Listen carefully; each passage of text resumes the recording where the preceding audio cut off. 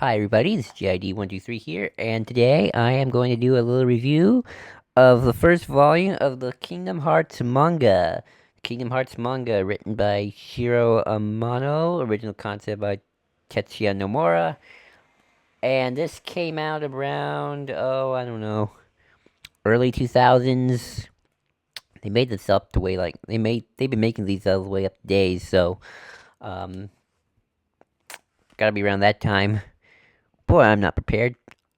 But I decided to do a little review of them. So the first volume covers most of the first game up to around the end of the Colosseum fight with Cerberus. It covers Destiny Island, Wonderland, Traverse Town, obviously, Agrabah, and Olympus Coliseum. And for the most part, it definitely follows the story of the game beat for beat. There's a little things. There are definitely some differences in pacing. I think there's a few areas where I think the pacing's a little quick, especially at the beginning. Sort of like you introduce to the main cast, and then it's kind of like, okay, time to separate them already. I'm kind of hoping that they would give at least a little more time to flesh them out, since this is a book, so you can do a lot more dialogue-driven stuff with them instead of just doing gameplay and looking for coconuts and water and towels on the island like in the gameplay. Um, so I don't like that about the game, but what I do like is the way it sort of integrates the gameplay of fighting the Heartless without completely sacrificing the story. I guess what I mean by that is,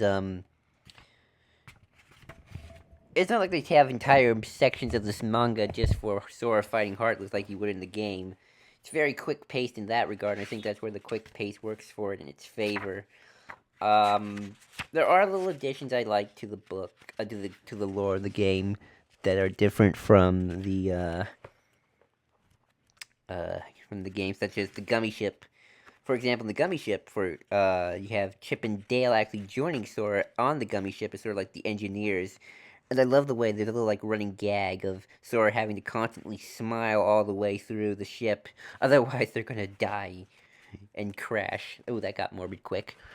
So I like that. The artwork I think is my favorite part. I like the anime style of the main cast, especially Sora, Riku, and Kairi. Especially Sora. I like him drawn more anime than I do his more 3D model of the game. You can sue me if you want, if you disagree, but I really like that. Um, There's still suffer some pitfalls, I think, such as not integrating, or at least doing a more abridged version of the Disney movies without, while also trying to tell its own story. So there's that, but I guess you're trying to follow the game word for word, and that's something that I can get into about adaptions, because I've read a little bit of the other mangas as well, and I feel like out of all the others, the Kingdom Hearts 1 is the one I think that follows the game a little too closely. It's weird, because if you read it, there's definitely stuff in the manga that's different from the game, especially how in terms of things play out, and you get a little more.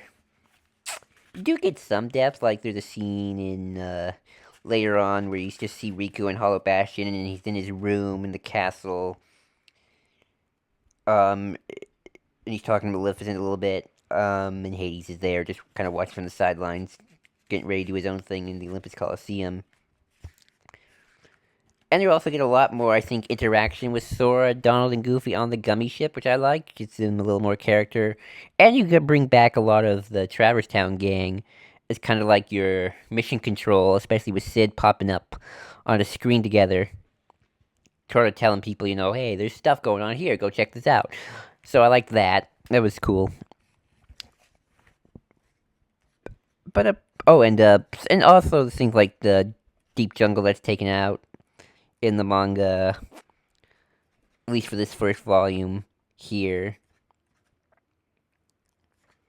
And in terms of characterization, I don't think anybody's written completely differently I think Sora might have a little bit more to do because he's talking more. Because this is a manga, so you have to be more dialogue driven in general. Kyrie's still a nothing character. And Riku's still a jerk, but apart from that, that's pretty much it. So, I would recommend it if you want like a different take on the Kingdom Hearts story. This is a good pickup. This is from I got this on Amazon for like $13, so they're coming pretty cheap. You can't find these in bookstores sadly anymore. You have to pick them up online. I got the final mix version, so this is like volumes 1 through 5 all in one big volume.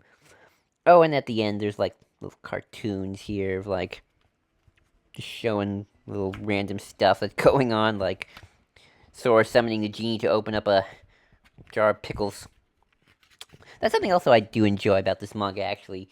Um, Especially later mangas, they really do a good job, I think, of bringing more of a Disney cartoony aspect to the game while not completely losing the tone of seriousness, especially for the more darker aspects of the game moving forward. So I like that. It kind of has more of a Disney vibe in terms of that, like cartoony presence to it, especially in terms of expressions and just this sort of like bug-eyed look, which you get in a lot of cartoons these days. So I like that.